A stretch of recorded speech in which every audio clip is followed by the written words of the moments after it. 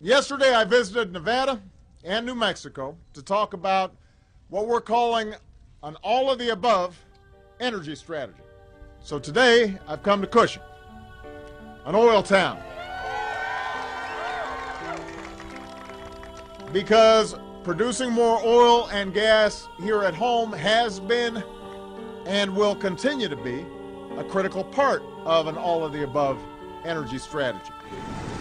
But as I said, oil and gas is an enforcement priority in 27, so we're going to spend a fair amount of time looking at oil and gas production. And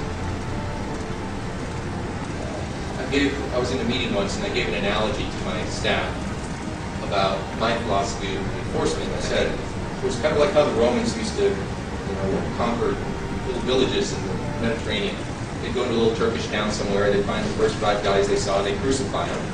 And then, that town was really easy to manage for the next few years. What EPA and primarily the Department of Energy have been tasked to do at the agency level is really come out with transition pathways away from a fossil fuel economy, both for the peak oil reason and because of climate change and because of all the other issues related to oil itself. So, Lisa Jackson has put forth a very powerful message to the country and saying basically gas plants are the performance standard, which means if you want to build a coal plant, you got a big problem.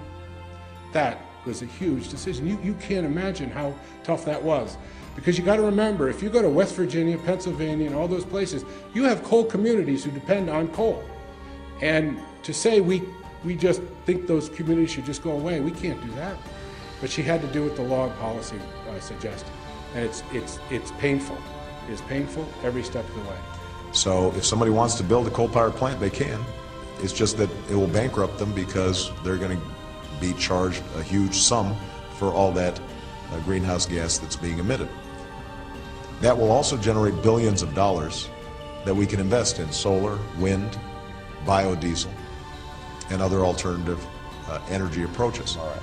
Well, Solyndra, the company in Fremont also, is getting a pretty big loan guarantee from the federal government. But what are they doing that's different, and how did they get so far out in front that they get a loan guarantee of that size and they get a presidential bid? So a lot of people wondered, where did all these billions of dollars for the Reinvestment Act, the stimulus package, go? And a lot of it went to the Department of Energy and EPA to promote clean technologies and bring people back to work.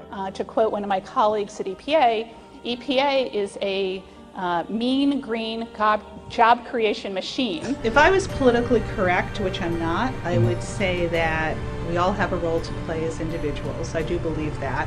And as individuals, using the force of the marketplace, we can change corporate behavior.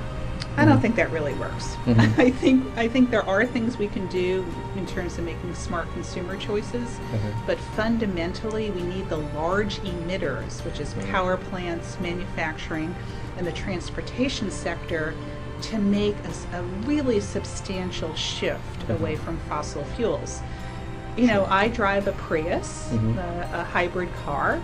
That doesn't make a huge dent, to be honest. We're still pumping a whole lot of carbon into the environment, even when we recycle and we compost and we shop at a food co-op. About 2 weeks ago, I was in Washington, D.C., and I got the head of our enforcement group. Her name is Cynthia Giles, and she's the director for all of EPA's enforcement activities, and we're actually, as a staff, going to be taking her around in places like Dish and out in Wise County to show her what some of the communities that live in the areas where there's a lot of oil and gas production have to deal with. Their way of life is being changed because of truck traffic, because of noise, because of water use, because of waste pits. A lot of those pieces by themselves might be legal.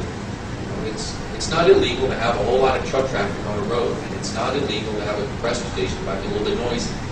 And so you can go and you can see that a lot of what's happening might actually be very consistent with the law, but if you put all of that together, what you find is that there are communities, whether it's here in Texas or anywhere in the country, whose way of life is just being radically changed. And unfortunately, I don't have a way of life back that I can enforce. But at the same time, EPA isn't toothless.